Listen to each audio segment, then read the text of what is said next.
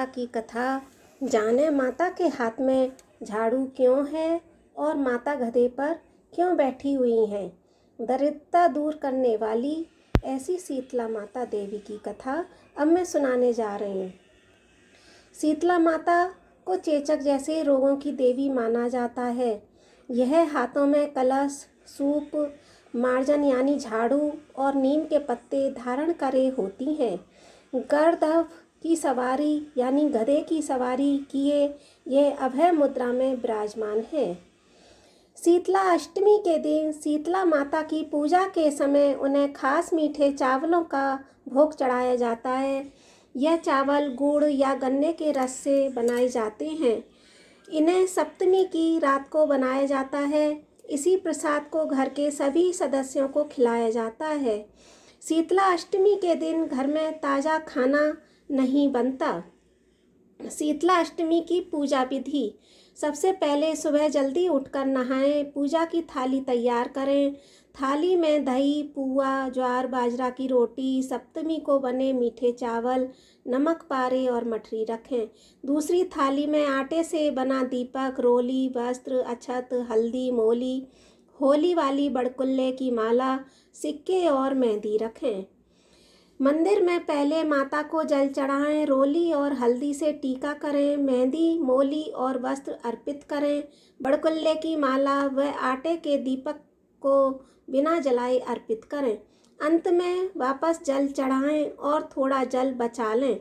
इसे घर के सभी सदस्य आँखों पर लगाएं और थोड़ा जल घर के हर हिस्से में छिड़कें। इसके बाद जहाँ होलिका दहन हुआ था वहाँ भी पूजा करें, थोड़ा जल चढ़ाएं और पूजा सामग्री चढ़ाएं।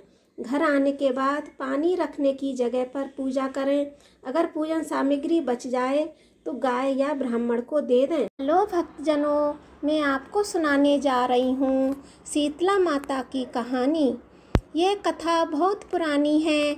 एक बार शीतला माता ने सोचा, चलो आज देखूं धरती पर मेरी पूजा कौन करता है, कौन मुझे मानता है। यही सोचकर शीतला माता धरती पर राजस्थान के डूगरी गांव में आई और देखा कि इस गांव में तो मेरा मंदिर भी नहीं है, ना मेरी कोई पूजा करता है। शीतला माता गांव की गलियों में घूम रही थीं। तभी एक मकान के ऊपर से किसी ने चावल का उबला हुआ माड़ का पानी फेंक दिया। वह उबलता हुआ पानी माता शीतला के ऊपर जाके गिरा, जिससे शीतला माता के शरीर में फपोले पड़ गए। शीतला माता के पूरे शरीर में जलन होने लगी। शीतला माता गांव में इधर उधर भाग भाग कर चिल्लाने लगी, अरे मैं जल गई, मेरा शरीर तप रहा है, जल रहा है, कोई मेरी मदद करो। लेकिन उस गांव में किसी ने भी शीतला माता की मदद नहीं करी। वहीं अपने घर के बाहर एक कुम्हारन महिला बैठी थी। उस कुम्हारन ने देखा, अरे यह बूढ़ी माई तो बहुत जल गई है, इसके पूरे शरीर में तपन हो रही है, इसके पूरे शरीर में छाले और फपोले पड़ गए हैं, यह तपन सहन नहीं कर पा रही है। तब उस कुम्हारन ने कहा, माँ तू यहाँ आकर बैठ जा, मैं तेरे शरीर के ऊपर ठंडा ठंडा पानी डालती हूँ। कुम्हारन ने उस बूढ़ी माई के ऊपर खूब ठंडा ठंडा पानी डाला और बोली, हे माँ, मेरे घर में रात की बनी हुई रावड़ी रखी है, थोड़ा दही भी है, तू दही और रावड़ी खा ले। जब बूढ़ी माई ने ठंडी ज्वार के आटे की रावड़ी और दही खाया तो उसके शरीर में ठंडक मिली। तब कुम्हारन ने कहा, आमा बैठ जा, तेरे सिर के बाल बिखरे हुए हैं, ला मैं तेरी चोटी गूँथ देती हूँ। तब कुम्हारन माई ने चोटी गूँथने में कंघी काढ़ी और बालों को करती जा रही थी। अचानक कुम्हारन के सिर पर उस बूढ़ी माई के सिर के पीछे पड़ी तो कुम्हारन ने देखा कि एक आँख बालों के अंदर छुपी हुई है। यह देखकर वह कुम्हारन डर के मारे घबरा कर भागने लगी। तभी उस बूढ़ी माई ने कहा, रुक जा बेटी, तू डर मत, मैं कोई भूत प्रेत नहीं हूँ, मैं शीतला देवी हूँ। मैं तो इस धरती पर देखने आई थी कि मुझे कौन मानता है, कौन मेरी पूजा करता है।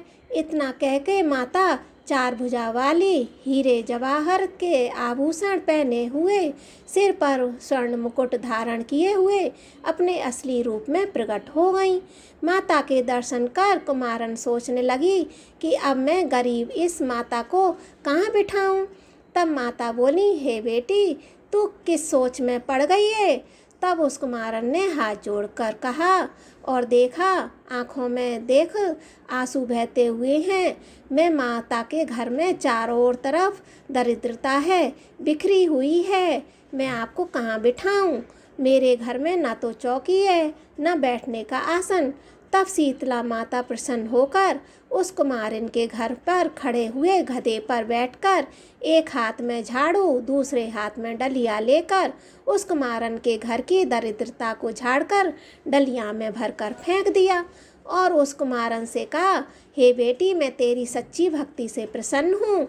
अब मुझे जो भी तुझे चाहिए मुझसे वरदान मांग ले।